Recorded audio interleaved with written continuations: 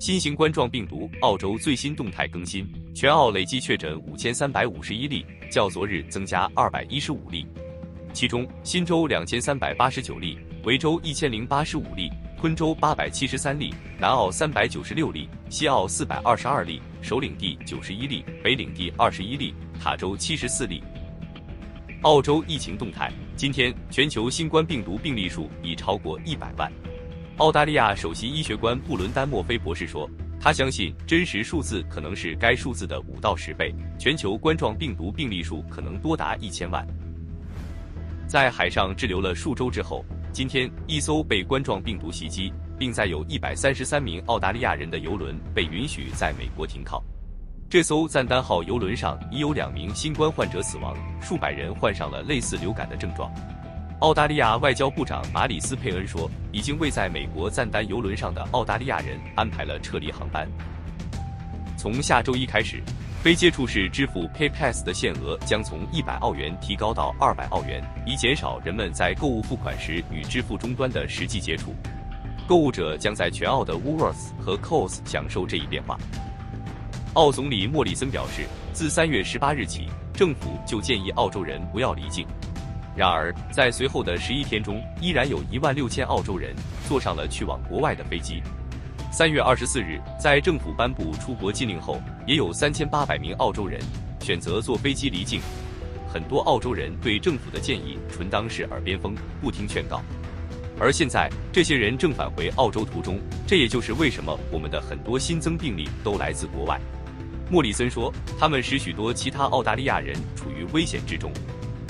在新南威尔士州，冠状病毒造成的死亡人数已攀升至12人。新州州长警告称，该州可能将孤立无援，并采取至少6个月严厉的社会隔离措施。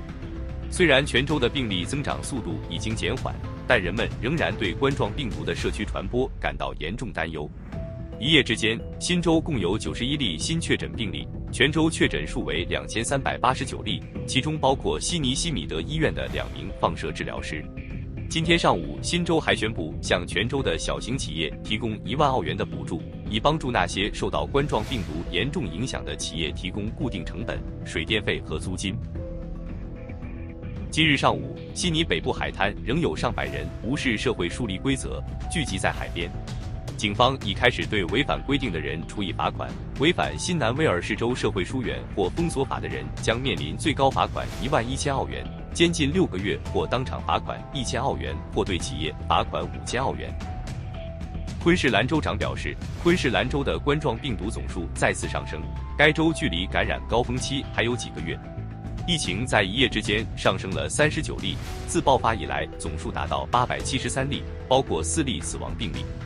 昆州与新州之间的边境已经关闭了1周，旅行限制变得越加严格，除昆州人和货运服务以外，任何试图通过陆路、航空或海上进入昆州的未经授权的旅客都将被禁止入境。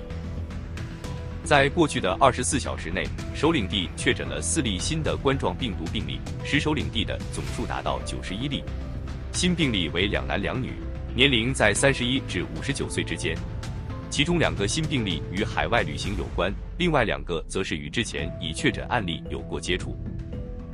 一夜之间，西澳洲确认了22例新的冠状病毒病例，有10起来自珀斯地区，9起来自邮轮，3起来自 Whitbelt，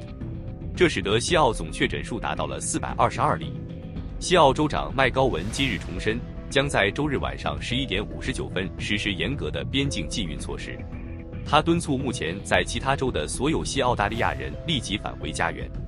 他说，现在不是自满的时候，我们绝大多数人都在遵循规则做正确的事，但这场战斗才刚刚开始。